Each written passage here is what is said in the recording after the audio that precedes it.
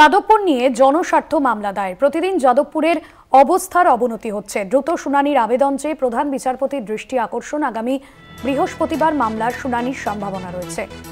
যাদবপুর নিয়ে জনস্বার্থ মামলা দায়ের। দ্রুত শুনানির আবেদন চেয়ে প্রধান বিচারপতির দ্বারস্থ। যাদবপুর নিয়ে জনস্বার্থ মামলা দায়ের। প্রতিদিন যাদবপুরের অবস্থার অবনতি হচ্ছে। দ্রুত শুনানির আবেদন চেয়ে প্রধান বিচারপতির দৃষ্টি আকর্ষণ। আগামী বৃহস্পতিবার মামলার শুনানির সম্ভাবনা রয়েছে। দ্রুত শুনানির আবেদন চেয়ে প্রধান বিচারপতির দৃষ্টি আকর্ষণ।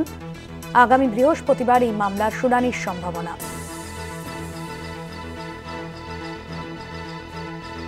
যাদবপুর নিয়ে জনস্বার্থ মামলা দায়ের। আগামী বৃহস্পতিবার এই মামলার শুনানির সম্ভাবনা রয়েছে।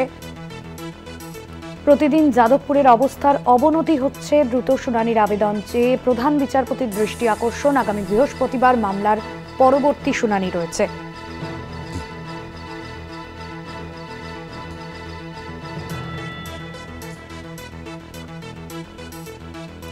পীযূষ কান্তি নাগ রয়েছেন আমাদের প্রতিনিধি ফোন লাইনে।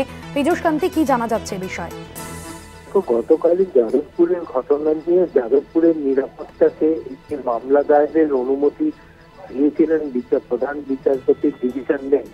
সেই মোতাবেক মামলা দায়েরের পর আজ আইনজীবী নীল বার্ষের পক্ষ থেকে কলকাতা হাইকোর্টের প্রধান বিচারপতি ডিভিশন বেঞ্চের দৃষ্টি আকর্ষণ করে বলা হয়, বর্তমানে যাদবপুর বিশ্ববিদ্যালয়ের যে পরিস্থিতি তাতে দিনের দিন আরো অবনতি হচ্ছে।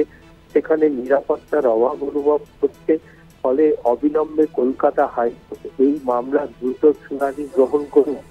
তারই প্রেক্ষিতে প্রধান বিচারপতি জানিয়ে দেন যে আগামী প্রতি বৃহস্পতিবার কলকাতা হাইকোর্টের জনস্বার্থ মামলার শুনানির দিন ধার্য থাকে। এই মোতাবেক আগামী বৃহস্পতিবার এই মামলার শুনানির সম্ভাবনা রয়েছে। ধন্যবাদ পীযূষ কান্তি।